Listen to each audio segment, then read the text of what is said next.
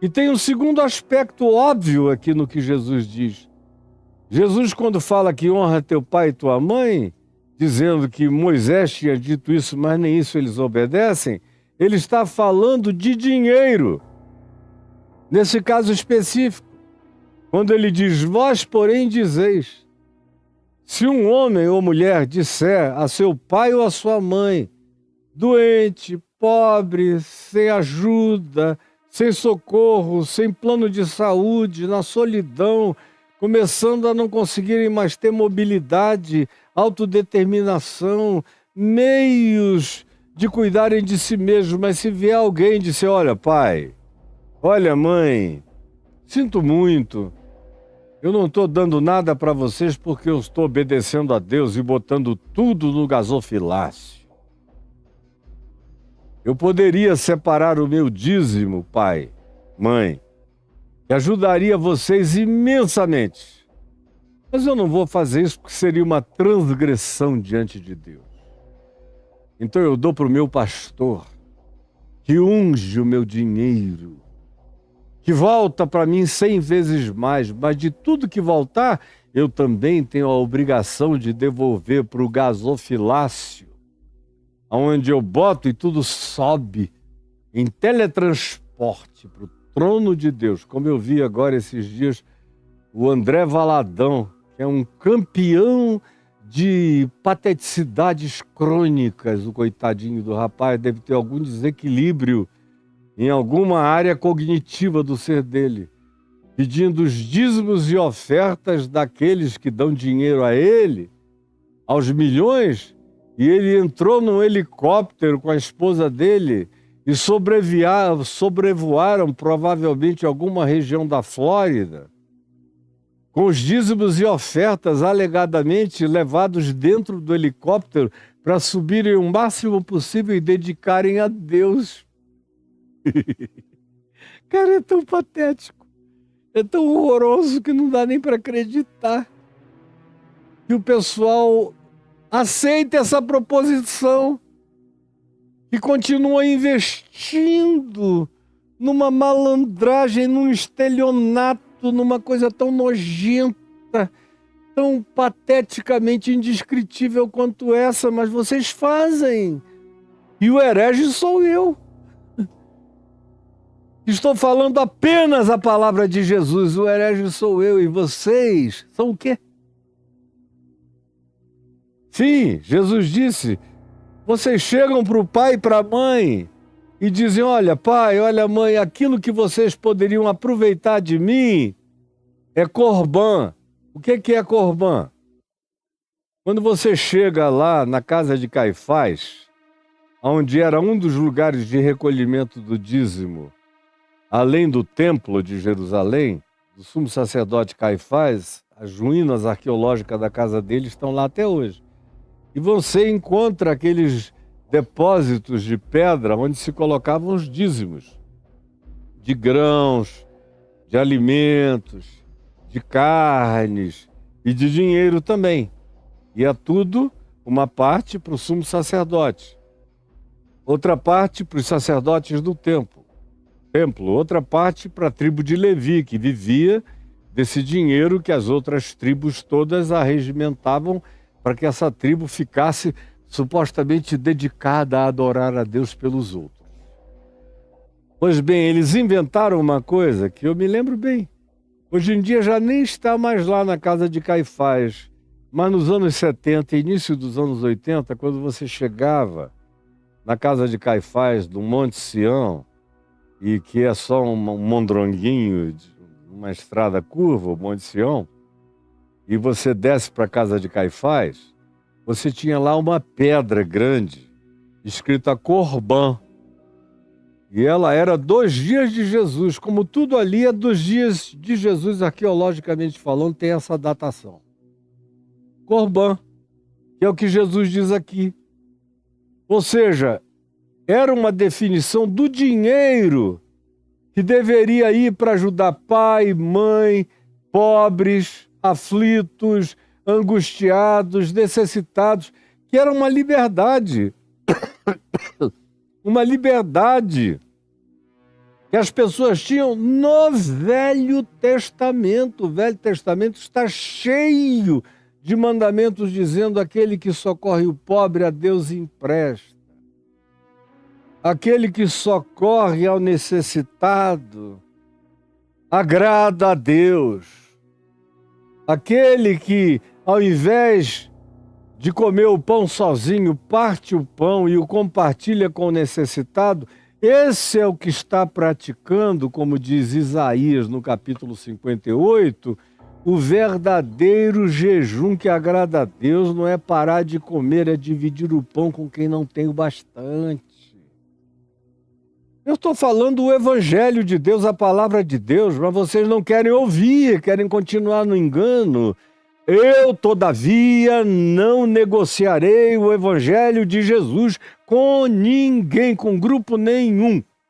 Pois bem, eles diziam: é Corbã. Papai, mamãe, meu irmão pobre, minha irmã viúva e necessitada, sinto muito que o teu marido tenha morrido, eu podia te ajudar, mas eu prefiro me ajudar. Porque dando lá para a igreja, para a sinagoga, para o templo, para o pastor, para o líder espiritual, para o levita, ou para todos os mecanismos do sistema religioso, eu invisto em algo que vai direto para Deus, como um incenso suave, e depois volta como bênção sem medida, grana, propriedades e tudo mais para mim, porque eu quero é isso, é prosperar. Se eu tiver que te honrar, pai, é sendo um cara muito mais rico do que você e nunca passando necessidade, porque quem passa necessidade é sinal de que não está agradando a Deus. Quem não tem dinheiro bastante é sinal de que não está servindo a Deus. Não é isso que vocês ouvem todos os dias? Não é a partir disso que vocês se tornaram descerebrados, imbecilizados, adoecidos, enfermiços, empedrados, seres totalmente drogados pelo entorpecimento, pelo ópio religioso? Me digam se é ou se não é. Eu sei que é, em nome de Jesus. Olha só, não, pai, não vou dar para você nada, porque é Corbã. É dedicado ao meu pastor, ao sistema, à igreja, porque só lá é que Deus aceita dinheiro de modo a nos abençoar infinitamente mais. Sim, eu não vou te ajudar, papai e mamãe, porque eu já fiz um compromisso com a igreja de que tudo que entrar, o dízimo e as ofertas, vão exclusivamente para esse bolso santo, sagrado, do meu pastor, mercenário, ladrão, raposo, enganador. Mas não é assim que dizem para o pai. Eu mando para ele porque ele tem os mecanismos, ele tem um duto para cima que faz a volta no trono da graça e cai todo de volta no meu bolso 100 vezes mais. Cara, não tem feitiçaria no planeta que seja mais mentirosa do que essa na qual vocês embarcam todos os dias, e milhões fazem isso todo dia, fazendo do seu dinheiro uma renovação dessa consagração perversa, jeitosamente maligna, como disse Jesus, chamada de Corbã. Essa curva no amor, na ordem do mandamento. Levai as cargas uns dos outros, quanto mais do pai e da mãe. Como disse Paulo, preste atenção no que eu estou dizendo. Você que vive com a obsessão de botar dinheiro na igreja, no sistema religioso, olha o que Paulo disse. Porque se alguém não cuida dos seus, primeiro, e ele estava falando de dinheiro, e de todos os cuidados relativos ao bem-estar da família. Se alguém não cuida dos seus, especialmente dos da sua própria casa, é pior do que o incrédulo e tem negado a fé. Eu vou repetir, preste atenção. Porque se alguém não cuida dos seus, especialmente dos da sua própria casa, é pior do que o incrédulo e tem negado a fé toda vez que vem com esse argumento de que a igreja vem primeiro, se sobrar alguma coisa, quem sabe eu te ajudo, mas na maioria das vezes, nem mesmo essa conversa eles têm com o pai, com a mãe, com familiares, com gente carente, muito menos com o pobre, que vem com fome, com sede, com frio, desabrigado. Esse aí, então, eles aprenderam a dizer ultimamente que estão nesse estado porque são amaldiçoados. São filhos do inferno e estão habitados por demônios. É isso que estão ensinando a vocês e vocês estão comprando. E eu repreendo intensa e iradamente tudo isso em nome de Jesus. Sim, vós, porém, dizeis: o que eu tinha para te dar, para ajudar o pobre e o necessitado, meu pai, minha mãe, minha irmã viúva, meu irmão desempregado, eu não farei, porque o meu compromisso prioritário é com o meu pastor, meu sacerdote, é com a igreja, é com esse sistema, é com o culto ao gasofilácio, essa arca da aliança contemporânea, onde a gente bota o dinheiro como empoderamento das coisas de Deus naquela caixa de madeira patética. E é o argumento que vocês usam contra o Evangelho. E Jesus prossegue dizendo que a conclusão é essa. E o argumento era esse. Porque eu tomei o voto de Corbã, eu fiquei isento de ter que me preocupar com o meu pai e com a minha mãe. E eu estou aqui para denunciar a sua perversidade em nome de Jesus. Olha só o que Jesus diz do prosseguimento no verso 13. E assim fazendo,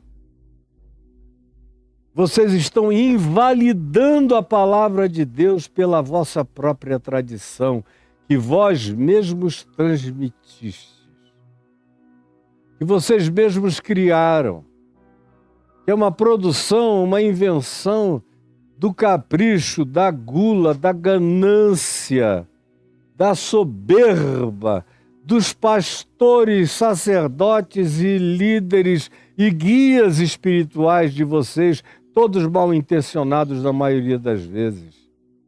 Sim, vocês fazem isso em obediência a essas determinações inventivas e criadas agora para enriquecer e engordurar esses manipuladores da alma de vocês, e assim procedendo, vocês estão invalidando a palavra de Deus em troca e em obediência da vossa própria tradição, que vós mesmos transmitistes, criastes, inventastes, recebestes de outros e passais para outros mais, que vão sendo corrompidos pela estupidez, pela mentira, pelo engano, pela falácia de vocês. Eu sinto ter que usar palavras tão fortes, mas não há palavras, não há adjetivos para caracterizar esse estado de morte encefálica, de morte psíquica, de morte espiritual, de enrijecimento e de empedernimento do coração da grande maioria. Porque é assim que estão, e é assim que são, e é assim que fazem. Fazeis muitas outras coisas semelhantes a essas. Imagine. Vai imaginando as muitas outras coisas. São milhares de coisas que eles vão inventando. O Senhor deu agora uma outra revelação. Tudo tem a ver com aumentar o ganho, o dinheiro, as ofertas. Tudo tem a ver com criar ruptura entre você e seus pais, você e sua família. Porque esse pessoal, essas lideranças religiosas, assim como nos dias de Jesus, nos nossos dias também, não querem você amorosamente junto a seu pai, sua mãe, seus irmãos, sua família, não querem. Porque eles sabem que se você tiver amor por essas pessoas, você vai ver a carência delas, as necessidades, e você pode ter o sentimento solidário, natural, essencial, humano, de socorrê-las, de modo que quanto mais afastado você ficar desses grupos familiares, melhores para esses lobos, mercenários, ladrões, enganadores, estelionatários. Porque aí vocês não têm nem a pedagogia da possibilidade de serem tocados compassivamente pela necessidade de alguém com quem vocês têm uma ligação daquele amor storge, no grego, que é o amor de sangue, de DNA, de gene, de procedência imediata. Eles não querem nem isso. E aí ensinam você a dizer, não, eles que se virem. Se eles quiserem melhorar de vida, eles venham para cá. Se eles não vierem para cá, deixa eles lá. Vai me dizer que eu estou inventando alguma coisa. É isso que é ensinado a vocês o tempo todo. Pelo amor de Deus. Caiam em si. Vocês fazem isso e outras coisas semelhantes a essas, perversas, igualmente perversas. E como ontem, eu vou parar aqui porque eu tenho muito mais para falar, do verso 14 em diante, onde tem uma parada. E se diz, convocando Jesus de novo a multidão, disse-lhes, ouvi-me todos entendei. Isso vai ficar para amanhã. Ouvi-me todos entendei. Hoje eu queria ter dado ênfase no que eu dei. E em nome de Jesus, com a autoridade do Evangelho de Jesus e com as práticas honestas, sinceras e coerentes da minha vida, porque foi assim que eu vivi, é assim que eu vivo, é assim que eu viverei. Por isso eu tenho autoridade nos céus, na terra e debaixo da terra, diante do diabo, principados e potestades, enquanto anjos aplaudem, porque o que eu estou dizendo a vocês é verdade, ensinada por Jesus, praticada por mim e praticada por tantos quantos amam Jesus e o Evangelho. E não há ninguém que se levante que não tenha a boca fechada pelo poder do Espírito Santo, que vai começar a virar tua língua ao contrário. Quando você continuar desejando mentir contra a verdade, nós estamos vivendo uma hora tão grave que eu sei que o que vem por aí é coisa também intensa do Espírito Santo em relação a contrariar a tua mentira. Mas em nome de Jesus, ouça o que eu lhe disse, medite, guarde, pense, converta a sua vida enquanto há esperança. Senhor Jesus, eu quero e te imploro e falo contigo e sei que tu me ouves. Sei que tu me ouves. Essa palavra que eu digo só terá o poder pervasivo de convencimento irretorquível, de poder avassaladoramente capaz de curvar a vontade maligna do nosso egocentrismo e do culto ao nosso egoísmo narcisístico, se o Espírito Santo a validar no coração de cada um daquele e daquela que esteja me ouvindo. Eu te peço que tu faças isto agora. Que o Espírito Santo gere esse molestamento insuportável no coração de todos os que estão me vendo e ouvindo. É o que eu te imploro. E eu sei que tu estás comigo. E que a palavra tua palavra na minha boca não voltará para ti vazia. Antes cumprirá o que te apraz e aquilo para o que ela foi designada, conforme a tua vontade. Em nome de Jesus. Amém e amém.